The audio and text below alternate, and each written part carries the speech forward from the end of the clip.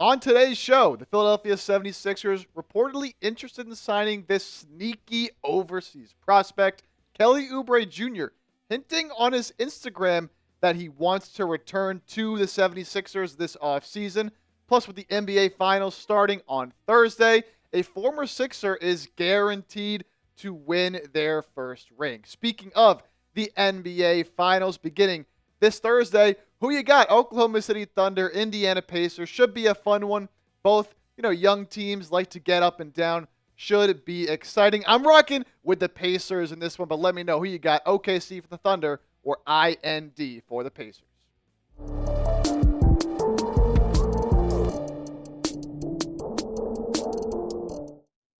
My name is Jake Chipper. Thank you so much for tuning in to today's 76ers. Now, a loaded show to get to here today. And we're going to start with an interesting piece of news that came across my timeline just the other day. Philly Sixers Galaxy on Twitter passing along this report from international reporter Chema De Lucas.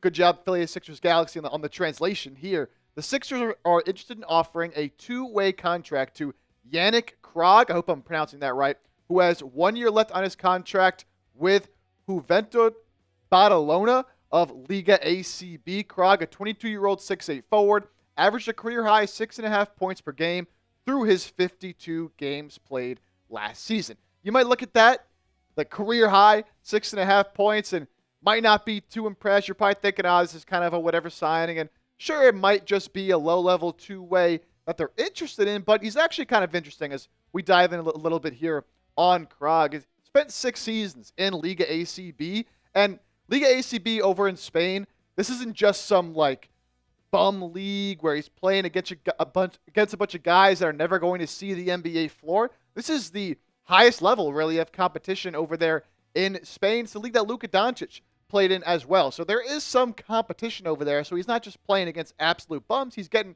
some good run against some good talent. Now, Kraag actually declared for the 2024 NBA draft just last year. Did go undrafted, though, as a result, returned to Spain this past season, where, again, he had a career year, does have 1 year left on his contract, so could run into some complications there if you want to bring him over this season, but I'm sure, similar to what happened with Yabusele last year, there's a way you can buy that out and get him over to the NBA if he does want to go that route. And a little bit more here on Kraag as a player. Very, very interesting as, still a young kid at 22 years old with that height at 6'8". He's very long. He's very lanky. He's got a big wingspan, right? A little more thin on the frame. One of those typical, young, not fully developed, taller wings, but he is a great athlete, as I mentioned, with that great length. He really excels in transition. I was actually watching some of his highlights before talking about him.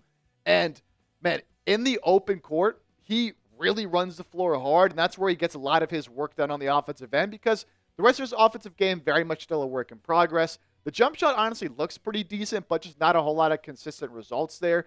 He is a very, very solid defender, but just, again, a lack of offensive impact. But when you look at this kind of player, a potential 3-and-D wing who's still very young, who drew a little bit of NBA interest last season, talking about signing him to a two-way deal, it's pretty low risk and somewhat high reward, I would say. Not that this kid has some all-NBA type level ceiling, but again, if you just watch some of his highlights and watch him play, he really does move very, very well.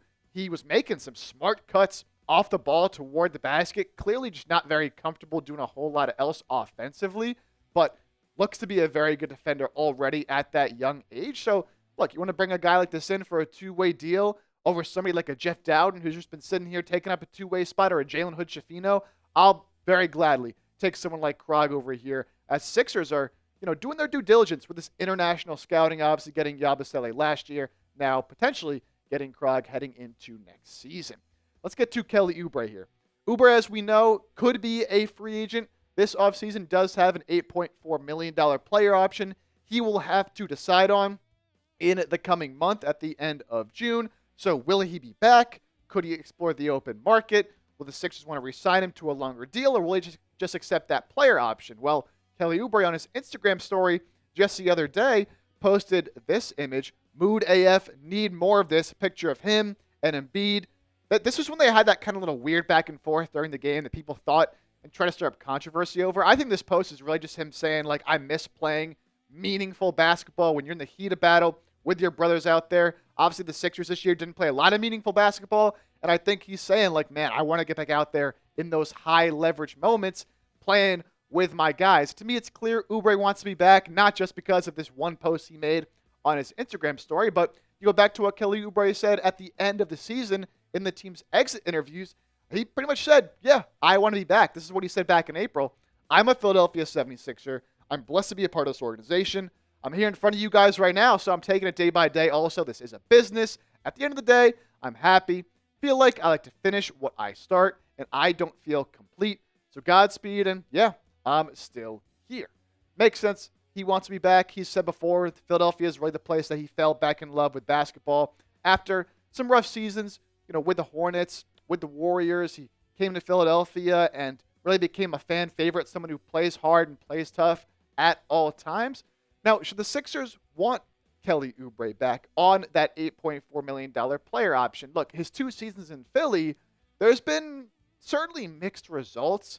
He's kind of always been the same player, right? And I don't think he's going to really deviate much from the guy he is now, which is, a guy who will give you solid contributions on the offensive end. He'll be able to get to the rim a little bit. He'll knock down the occasional open shot, but the efficiencies, especially from 3, just not what you want to see out of a guy who ideally would be a part of your starting rotation. To come playoff time, you just can't have someone out there who's shooting under 30% from 3 as he did this past season. And look, he'll give you some good defense, although I think the defense is honestly a little bit overrated just because he plays so hard, and a lot of the plays he makes are in big moments, which you do like to see, but just kind of an inconsistent player.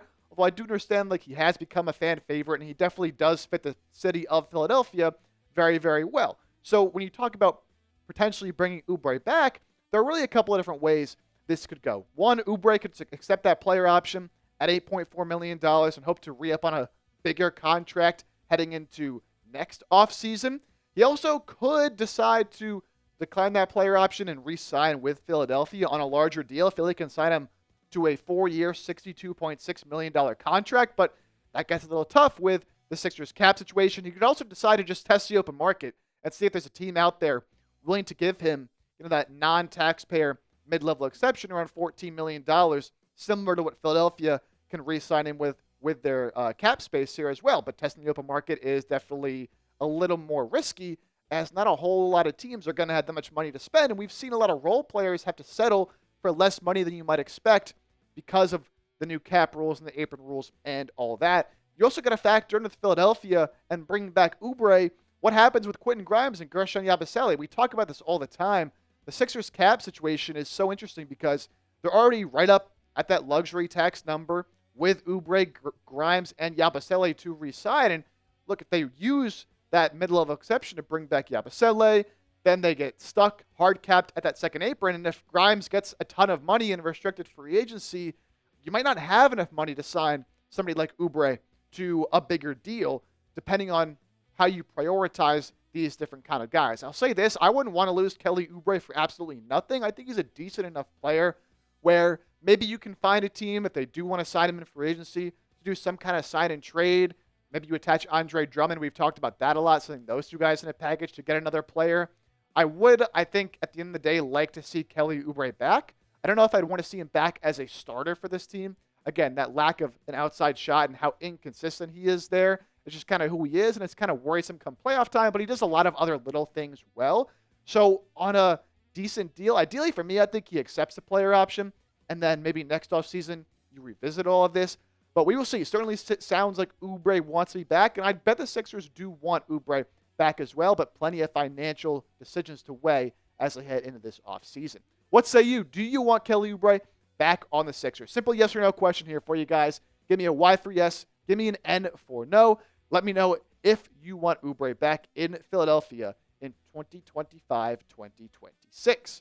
All right, NBA Finals getting going this week, and whether it's the Oklahoma City Thunder or the Indiana Pacers that win, a former Sixer is guaranteed to win a championship, and pretty notable former Sixers in that regard as well. Of course, for Indiana, our guy T.J. McConnell with the Pacers was on the Sixers from 2015 through 2019, really in the beginning, early stages of the whole trusted process era and all of that.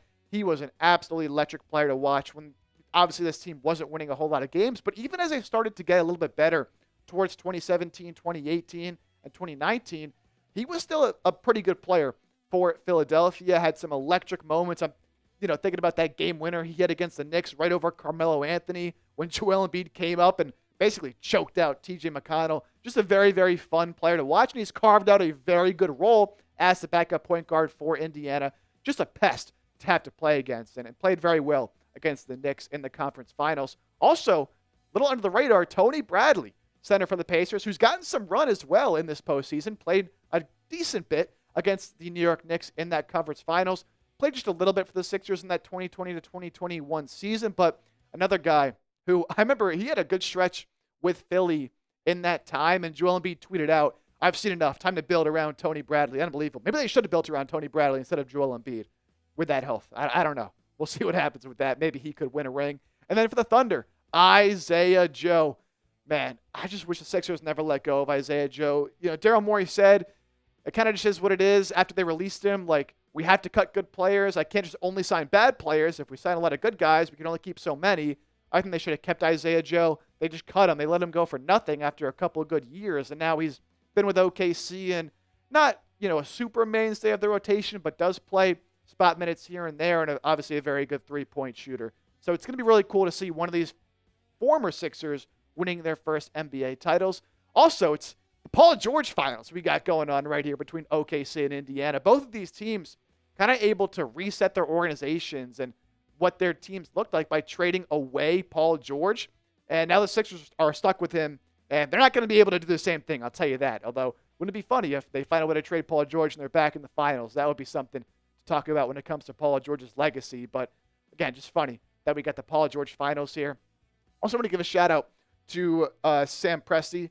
Just what a job he's done with OKC and building up these assets over the years. It's very, very similar and reminiscent of what Sam Hinkie was trying to do in Philadelphia when he really did start the whole trust the process thing back in 2012, 2013.